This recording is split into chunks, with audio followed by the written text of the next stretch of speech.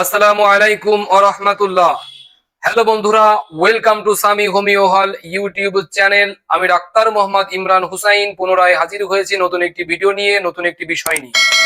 বন্ধুরা, আজকের ভিডিওতে আমি যে বিষয়টি নিয়ে আলোচনা করব সেই রোগটি হচ্ছে স্বপ্নদোষ, নাইট ফস বা নকটার্নাল অ্যাডিশন নিয়ে। সুতরাং এই বিষয়ে যারা জানতে আগ্রহী তারা অবশ্যই আমার ভিডিওটি না টেনে পুরো ভিডিও দেখবেন, কেননা পুরো ভিডিও না দেখলে আপনি বুঝতে পারবেন না কখন কোন হোমিওপ্যাথিক মেডিসিনটি সেবন করতে হবে।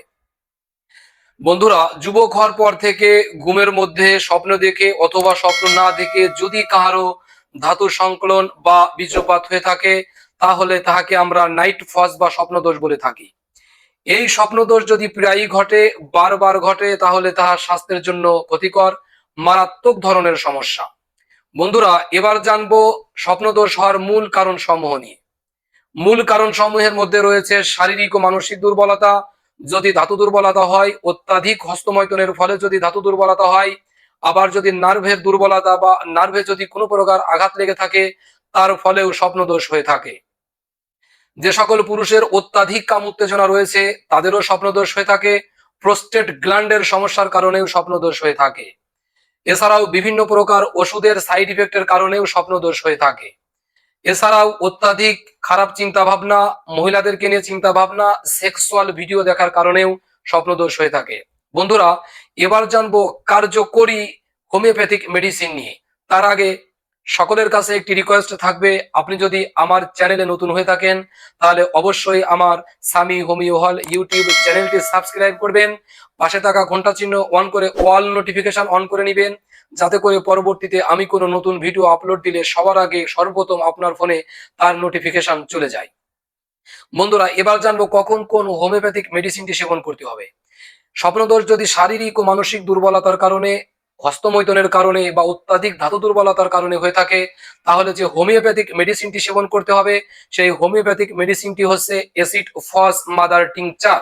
অ্যাসিড ফস মাদার টিংচার এই ওষুধটি 10 থেকে 15 ফোঁটা করে দিনে 3 বার আধা কাপ পানির সাথে খাবার আধা ঘন্টা আগে অথবা আধা ঘন্টা পরে সেবন করতে হবে। যদি কাহারো মধ্যরাতে ঘুমের মাঝে স্বপ্নদোষ হয়েছে কিন্তু ঘুম ভাঙে নাই এবং বুকের মধ্যে অস্থিরতা ধরপড় ধরপড় করতে থাকে, হার্টের সমস্যা হয়ে থাকে, এরকম রোগীদের স্বপ্নদোষ হয়ে থাকলে যে হোমিওপ্যাথিক মেডিসিনটি সেবন করতে হবে সেই হোমিওপ্যাথিক মেডিসিনটি হচ্ছে digitalis mother tincture. Digitalis mother tincture এই ওষুধটি 10 থেকে 15 ফোঁটা করে আধা কাপ পানির সাথে দিনে 3 বার খাবার আধা ঘন্টা আগে অথবা আধা ঘন্টা পরে সেবন করতে হবে।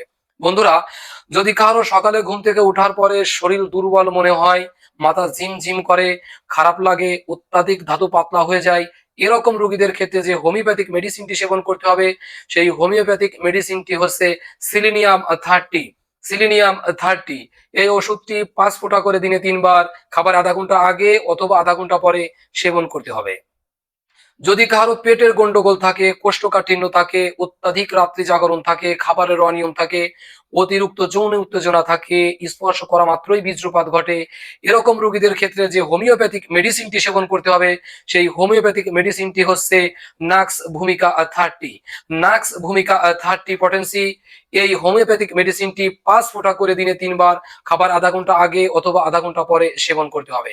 বন্ধুরা, আমি যে হোমিওপ্যাথিক মেডিসিনগুলোর কথা বললাম এই হোমিওপ্যাথিক মেডিসিনগুলোর মধ্যে যে কোনো একটি সিমটম অনুযায়ী, লক্ষণ অনুযায়ী সেবন করতে হবে। হোমিওপ্যাথিক দোকান থেকে যত কম পরিমাণে পারেন সিল প্যাক কিনে নেবেন। এভাবে নিয়মিত কিছুদিন সেবন করলে পুরোপুরি স্বপ্নদোষ বা নকটার্নাল অ্যাডিশন থেকে মুক্তি হয়ে যাবে ইনশাআল্লাহ। বন্ধুরা, কেমন লাগলো আমার ভিডিওটি? যদি ভালো লেগে থাকে তাহলে অবশ্যই কমেন্ট বক্সে কমেন্ট করে জানাবেন, বন্ধুদের সাথে শেয়ার করবেন।